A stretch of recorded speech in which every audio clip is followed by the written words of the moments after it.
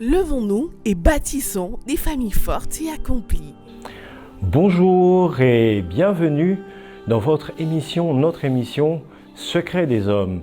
Cette émission est un atelier des hommes où nous arrivons à trouver des outils dans la parole de Dieu pour nous permettre de construire, de bâtir notre être intérieur, mais aussi bâtir un foyer stable, épanoui, qui manifeste la gloire de Dieu. Et aujourd'hui, chers amis, nous voulons partager un petit secret, c'est dans la parole de Dieu, parce que tout ce que nous faisons, qui peut réussir, ne trouvera de base, ne trouvera réellement d'ancrage que dans la parole de Dieu, parce que c'est la parole de Dieu qui a tout créé. Bienvenue pour vous qui venez de vous connecter maintenant. Nous sommes, comme j'étais en train de le dire, en train de partager sur un thème particulier. Le thème d'aujourd'hui, c'est « Après avoir échoué dans le choix, avec Christ, nous réussissons dans le choix. » Après avoir échoué dans le choix, nous réussissons maintenant dans le choix. En fait, beaucoup de gens nous ont posé la question « Comment avez-vous fait pour réussir à choisir? Comment on fait pour choisir la bonne personne?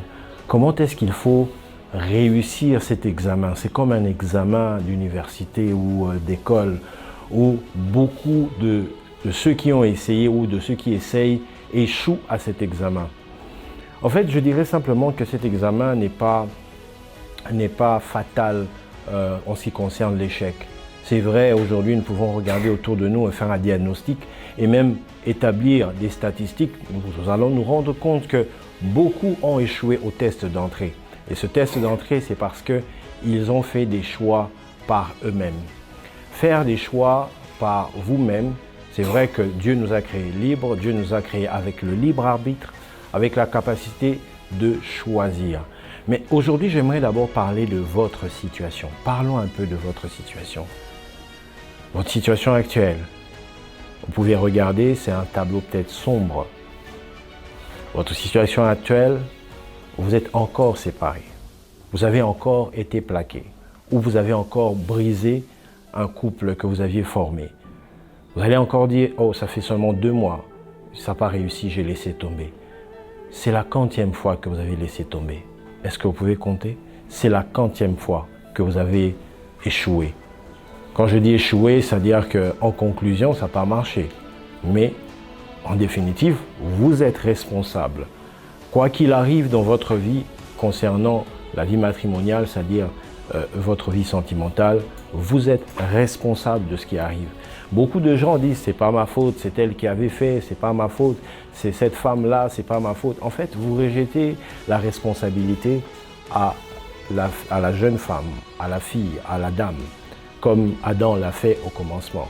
Adam lui a posé la question, mais pourquoi as-tu mangé? Il dit, c'est pas moi, c'est Ève, c'est pas moi. En fait, Adam a rejeté la responsabilité qu'il avait de leader, de responsable, en fait, de la famille, et il a rejeté cela à la femme, son épouse. Ce n'est pas tout à fait normal, ce n'est pas bien de pouvoir renoncer à sa responsabilité et rejeter cela sur une autre personne, car chacun de nous est responsable de ce qui arrive. Vous allez dire, mais je ne suis pas responsable de cet échec. Vous avez attiré cet échec. Vous avez développé cet échec par rapport à qui vous êtes. La fois passée, nous avions parlé de l'identité. L'identité est très importante pour nous permettre de développer toutes choses. Si vous savez qui vous êtes, vous saurez qu'est-ce que vous devrez faire. Et particulièrement aujourd'hui, nous sommes en train de parler du choix. Et beaucoup de gens ont échoué dans les choix. Beaucoup d'hommes. Quand je parle beaucoup de gens, aujourd'hui, je ne m'adresse pas à les femmes, je m'adresse à vous, chers amis, chers leaders, chers hommes. Je m'adresse à vous parce que, en fait, vous êtes la cible de beaucoup d'attaques. Nous sommes, nous les hommes, la cible de beaucoup d'attaques, beaucoup de frustrations, beaucoup de tentations. Et c'est pour ça que je voudrais qu'au travers de la parole de Dieu, nous puissions tirer quelque chose qui va nous permettre de ne plus, en fait, demeurer dans cette vallée. J'aimerais d'abord que vous puissiez regarder votre situation, comme je disais. Vous êtes peut-être divorcé, vous êtes peut-être fiancé, mais c'est le 15e, le 20e, le 50e fiançailles que vous avez brisé. Vous avez peut-être jusqu'ici fait des choix sur base de la beauté, sur base de l'éducation, elle est bien éduquée, sur base d'un, je sais pas, d'un quelconque avantage social, financier, ou sur base juste d'un coup de foudre. Le coup de foudre n'est pas en soi si mauvais que ça, c'est comme un réveil, mais ce n'est pas ça qui devrait vous donner en fait le go pour pouvoir faire un choix. Je crois qu'il y a quelques tierces de secondes qui existent entre ce que vous avez conçu et ce que vous avez décidé. La décision en fait appelle à une action. Lorsqu'on décide quelque chose, on pose une action. Et aujourd'hui, j'aimerais que l'on puisse lire les Écritures dans le livre d'Ézéchiel pour pouvoir voir un tout petit peu comment est-ce que ce monsieur Ézéchiel a pu réagir face à ce tableau de situation qu'il y avait autour de lui. Et vous pouvez avoir très mal en ce moment et vous vous dites même je vais éteindre cette vidéo. Oui, vous avez raison, vous pouvez éteindre la vidéo, vous pouvez passer, vous pouvez zapper, mais vous allez zapper une occasion unique de pouvoir changer votre situation. Votre situation a trop que duré, elle n'a trop que duré et il est temps de changer les choses. Maintenant, ça suffit. Il faut que ça change dans votre vie. Cette situation d'échec, il faut que ça change. C'est vrai, la plupart des situations vont vraiment vous donner l'impression que ce n'est pas vous, ce n'est pas votre faute. Mais je dis que quelque chose doit changer en vous. Et c'est à cause de ce changement que vous verrez que vos choix et vos décisions concernant la personne à épouser, la personne avec qui vous devez fonder une famille et marcher dans la destinée que Dieu a prévue pour vous, va aussi significativement changer et vous allez obtenir la grâce de Dieu qui vous permettra de pouvoir réaliser le rêve que Dieu a prévu pour vous. Peut-être qu'il vous a déjà révélé la chose. Alors, je disais que nous allons prendre le livre d'Ézéchiel. Nous allons prendre le livre d'Ézéchiel. Et maintenant, à cause de ce livre d'Ézéchiel, nous pouvons voir que la parole de Dieu a déjà prévu des solutions. C'est vrai, le problème que vous vivez maintenant, vous dites, c'est un problème actuel. Écoute, Ézéchiel, c'est un gars qui était dans l'Ancien Testament. Je n'en dis ce qu'on vient pas, mais la parole de Dieu est actuelle. Je viens vous parler d'une solution qui est actuelle. Je vous donne par exemple un exemple. Voilà. Lors des noces de Canaan, les noces de Canaan se passent exactement dans Jean chapitre 2. Ok? Jésus était invité aux noces de Canaan. Et il s'est passé un problème. Il y avait du vin, mais après le vin a eu à manquer. Il n'y avait plus de vin. Imaginez-vous une fête de mariage. Votre frère ou quelqu'un de votre famille organise une fête de mariage et à un moment donné, il n'y a plus de boisson. Et ce n'est pas la fin de la fête est encore, vraiment, c'est encore l'ébullition, c'est encore au début. Et il faut qu'il y ait de la boisson pour permettre aux gens d'être égayés, de pouvoir vraiment être dans cette ambiance de fête, de joie, à cause du mariage qui est en train d'être célébré. Et imaginez-vous que le vin, le vin a eu à manquer. Le vin était fini. Ok? Et en ce moment-là, la solution n'était pas loin. La solution a préexisté. La solution existait avant que le vin ne puisse manquer. C'est exactement votre cas. Aujourd'hui, vous remarquez, vous avez un problème. Vous avez un casse-tête, vous avez un stress. À cause de quelqu'un qui vous a jeté, à cause de quelqu'un qui vous a plaqué, qui est sorti de votre vie en fracas et qui vous a fait très mal. Peut-être en emportant des choses très essentielles qui aujourd'hui vous fait beaucoup regretter tout ce temps, tout ce sacrifice. Vous avez sacrifié du temps, vous avez sacrifié votre attention sur une seule personne et vous vous dites, c'est fini. C'est fini, je ne vais plus faire ce genre de confiance à quelqu'un. C'est fini, je ne vais plus aimer, c'est fini.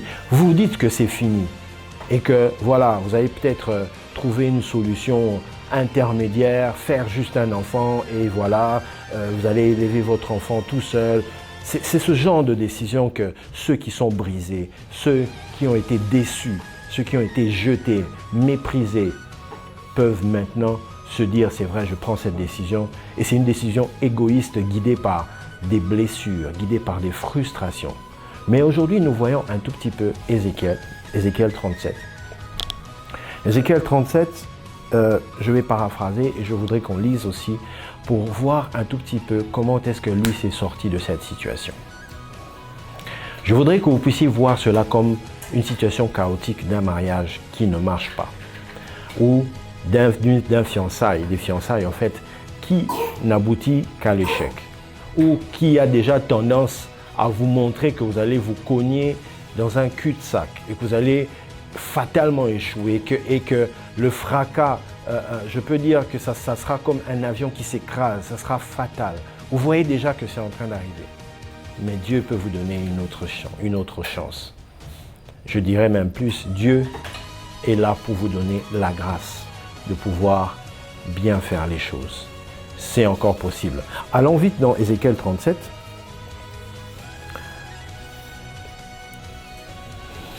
Je prends le verset à partir du verset 2. Il dit, « Il me fit passer auprès d'eux, tour à tour, et voici, ils étaient nombreux à la surface de la vallée, ils étaient complètement secs. Il me dit, fils de l'homme, ces eaux pourront-ils revivre? Je répondis, Seigneur éternel, tu le sais. Il me dit, prophétise sur ces eaux et dis-leur, ossements desséchés, écoutez la parole de l'Éternel. Ainsi parle le Seigneur l'Éternel à ces eaux. Voici, je vais faire entrer en vous un esprit et vous vivrez. Et je vous donnerai des nerfs. Je ferai croître sur vous de la chair et je vous couvrirai de la peau. Je mettrai en vous un esprit et vous vivrez. Et vous saurez que je suis l'Éternel. Je voudrais d'abord m'arrêter là. Il y a quelque chose de très particulier où le prophète dit d'abord que la situation était chaotique. Et on lui pose la question, le Seigneur lui pose la question, est-ce que ces ossements qui étaient complètement secs, peuvent-ils revivre? Il dit, oui Seigneur, tu le sais. Qu'est-ce qui lui a donné l'audace, le courage de dire que oui Seigneur, tu le sais? Il a répondu à l'affirmatif, mais il n'a pas répondu comme ça dans l'ignorance. Il a répondu parce qu'il connaît celui qui le pose la question. Et celui qui lui pose la question a la capacité de rendre la vie à ses ossements desséchés. Alors il dit, oui Seigneur, tu le sais. Pourquoi il a dit oui? Parce qu'il a confiance en l'Éternel. Il dit, Alléluia. Il dit, ainsi parle le Seigneur l'Éternel. La parole de l'Éternel.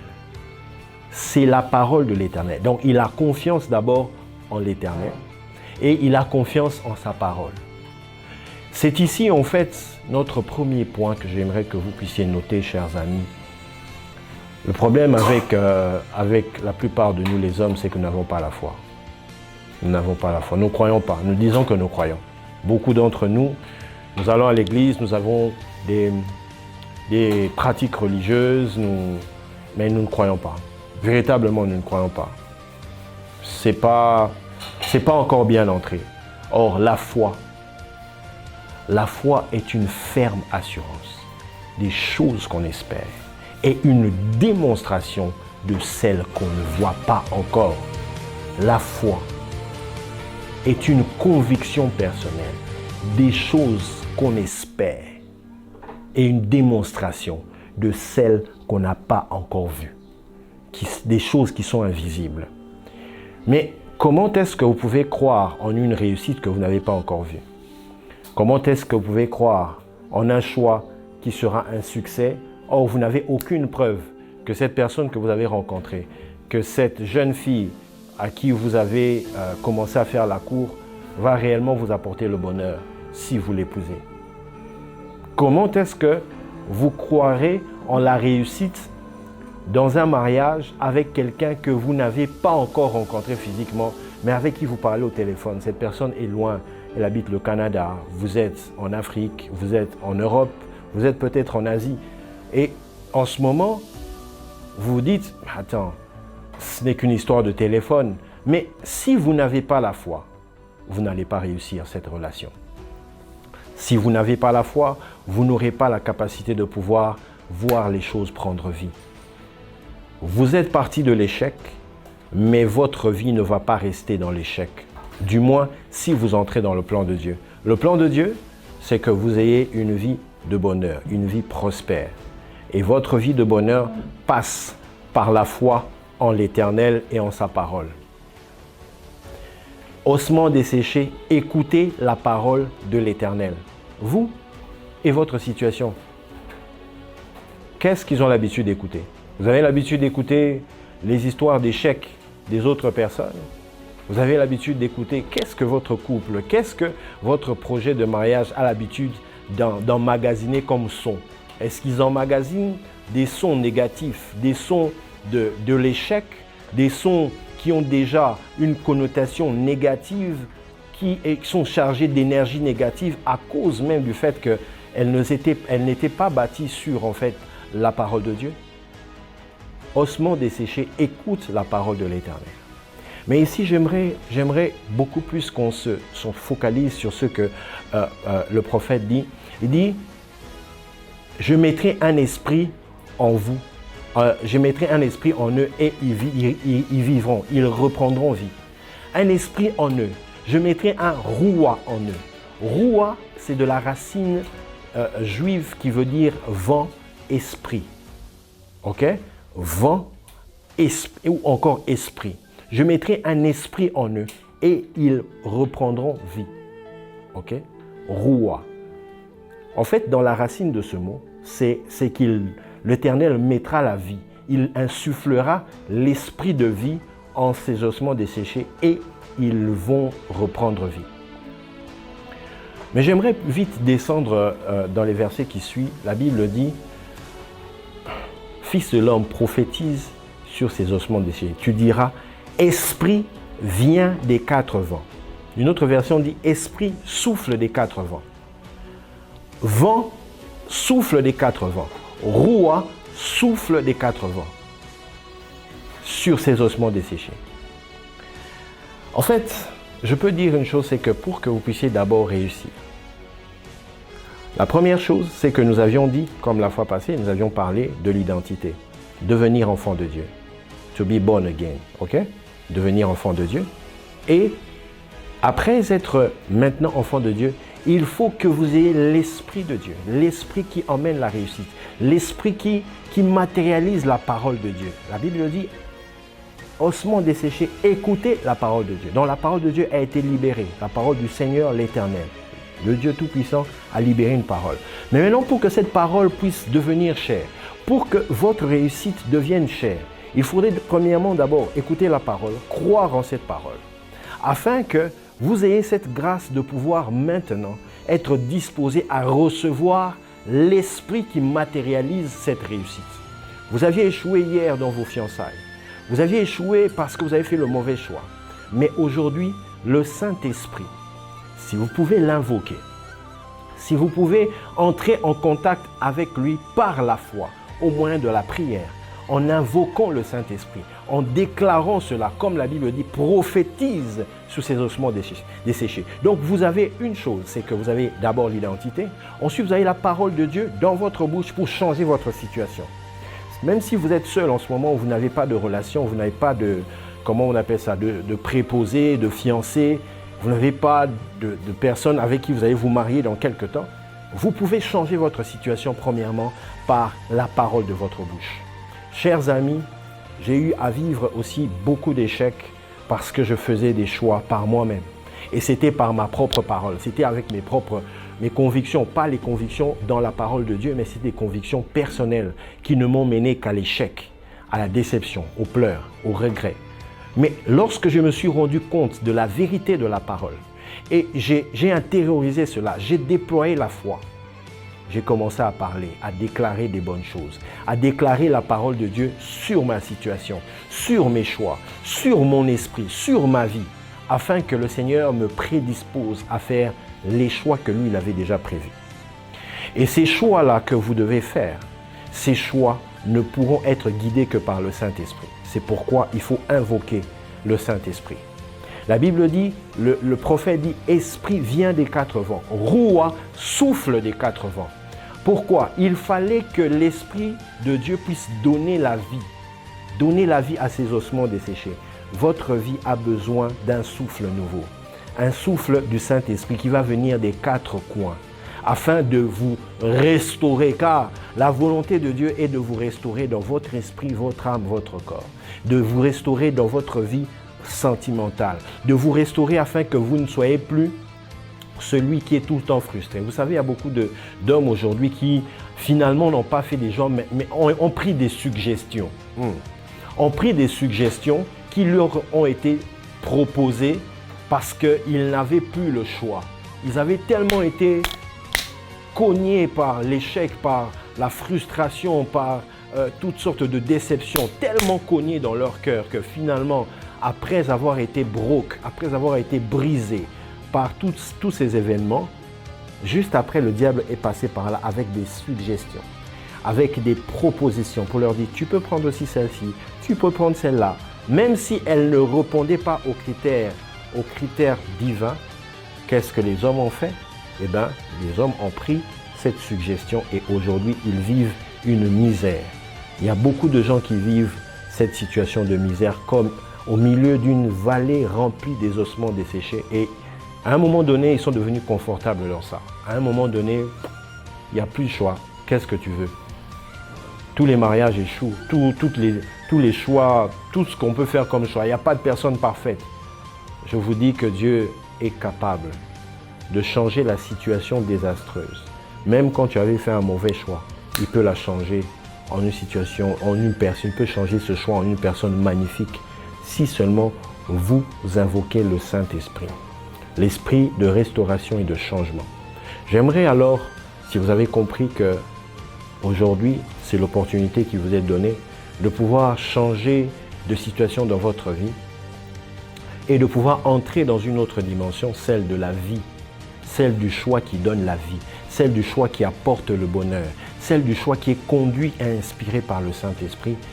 J'aimerais vous inviter, chers amis, à faire cette prière, à prier, à invoquer le Saint-Esprit avec moi.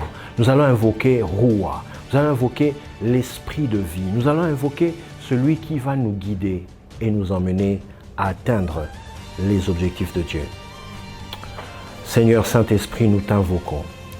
Viens et souffle des quatre vents. Souffle maintenant dans la vie de mon frère. Souffle dans la vie, oh oui Seigneur, de ce leader, de ce chef de famille. Souffle dans la vie, oui Seigneur, de ce jeune qui veut entrer dans une relation, qui désire faire un bon mariage, qui désire avoir une fiancée avec qui il va se marier et bâtir une famille forte et épanouie. Père, nous invoquons maintenant le Saint-Esprit, l'Esprit de vie. Viens maintenant et souffle des quatre vents. Ressuscite la vie de mon frère. Ressuscite, oui, ce domaine des émotions qui avait été brisé, détruit, qui était même devenu comme une vallée des ossements desséchés. Et ces ossements étaient déjà devenus trop secs. Il n'y avait plus d'espoir pour mon frère pour pouvoir faire un bon mariage. Seigneur Saint-Esprit, je te prie pour mon frère maintenant. Oh, remande rebo satakayando robosea. Oui, Seigneur Saint-Esprit, où qu'il soit à travers la planète maintenant, que ce soit en Afrique, aux États-Unis, en Amérique latine, en Europe, en Asie, en Océanie, souffle des quatre vents, souffle maintenant, touche maintenant mon frère, touche mon frère maintenant, touche mon frère maintenant, touche-le maintenant, touche-le maintenant, et que sa vie soit transformée, que sa vie soit transformée. Tout ce qui était comme chaîne qui l'empêchait de vivre maintenant, d'être renouvelé par la parole de Dieu et par l'intelligence, au moyen du Saint-Esprit. Que tout cela soit renversé et que sa vie maintenant soit libérée. Libérée des clivages, libérée de toutes les suggestions du diable, libérée de toute forme d'oppression qui les emmenait à faire des erreurs. Maintenant, je te prie, Seigneur Saint-Esprit, libère mon frère, libère mes frères qui sont maintenant dans une prison d'embarras, qui sont déjà dans cette situation de déception, de désespoir. Libère-les maintenant de toutes ces prisons de désespoir, afin qu'ils en sortent maintenant, car il est écrit, vous connaîtrez la vérité et la vérité vous affranchira. Et il est aussi écrit que l'onction brise les jougs. Que cette onction qui est libérée maintenant brise les jougs qui avaient enfermé mes frères, qui avaient enfermé mon frère qui me suit maintenant dans cette prison qui l'emmenait à faire des mauvais choix. Père, je viens maintenant invoquer ta parole dans la vie de mon frère et que le Saint-Esprit l'emmène maintenant à être rempli de la vie Zoé de Dieu. Saint-Esprit, remplis mon frère, remplis mes frères de la vie Zoé de Dieu. Remplis mes frères afin que tout ce qui était desséché, tout ce qui avait été je peux dire disloqués, éparpillés dans leur vie, reviennent à leur place. La Bible dit, il se fit un bruit et il eut un mouvement. Je déclare que par le Saint-Esprit, qu'il se fasse un bruit maintenant, un bruit de trompette qui annonce la victoire, un bruit de trompette qui déclare la victoire dans la vie de mon frère, dans ses choix, dans sa vie émotionnelle, dans sa vie matrimoniale, au nom puissant de Jésus. Et je déclare par le Saint-Esprit que maintenant, il y ait un mouvement. Tout ce qui était, ô Éternel, de la bonne personne, tout ce qui concernait la bonne personne, oh oui Seigneur, le bon profil dans la vie de mon frère, je déclare que cela revient maintenant. La sainteté qui était partie loin revient maintenant. La crainte de l'Éternel revient dans la vie de mon frère. Oui, Éternel, la consécration revient dans la vie de mon frère. Tout ce qui avait fait en sorte qu'il regresse soit écarté de lui au nom de Jésus. Et que tous les fruits de l'Esprit reviennent maintenant, soient révigorés, restaurés dans la vie de mon frère. Et je déclare qu'à cause de cette restauration, la bonne femme, la bonne fiancée, la bonne personne que Dieu avait prévue pour mon frère est attirée maintenant vers mon frère. Oh, le Saint-Esprit attire maintenant la bonne personne pour mon frère. Le Saint-Esprit attire la bonne personne pour mon frère et écarte les mauvaises personnes. Le Seigneur fait en sorte que mon frère qui me suit maintenant ne va rencontrer que la bonne personne. Il ne va rencontrer que la bonne personne. Comme disait Éléazar dans sa prière, Seigneur de mon Dieu Abraham, je te prie de me faire rencontrer aujourd'hui ce que mon cœur désire. Fais rencontrer à mon frère aujourd'hui ce que son cœur désire. Il désire la bonne femme. Il désire la bonne femme. Il désire la femme selon la volonté de Dieu. Fais rencontrer à mon frère, je te prie, la bonne femme. La sage femme, celle qui bâtit sa maison. Fais rencontrer à mon frère aujourd'hui ce que son cœur désire. La femme qui lui donne le bonheur, car il est écrit, celui qui trouve une bonne femme trouve le bonheur. Fais rencontrer à mon frère aujourd'hui, pas demain, aujourd'hui, par le Saint-Esprit, car c'est aujourd'hui le jour du salut. C'est aujourd'hui le jour du salut. C'est aujourd'hui le jour de la restauration. Je le déclare et je le proclame au nom puissant de Jésus-Christ. Seigneur Saint-Esprit, merci pour ton action. Merci pour ton mouvement. Merci pour ta mouvance dans la vie de mon frère. Et tu restaures sa vie, tu restaures sa destinée, tu restaures sa vie, Seigneur, et son avenir est assuré parce que désormais tu as pris le contrôle de toutes choses. Au nom puissant de Jésus-Christ, avec le Saint-Esprit, nous avons ainsi prié. Amen. Soyez bénis et accomplis. Donc, retrouvons-nous la prochaine fois dans Secret des Hommes, votre atelier, pour trouver des choses essentiels, des outils essentiels pour nous permettre de construire l'être intérieur, l'homme intérieur, construire le leader que nous sommes et construire notre famille par la parole de Dieu. Soyez bénis. Connectez-vous et suivez-nous sur Facebook, YouTube, Instagram. Soyez bénis et accomplis.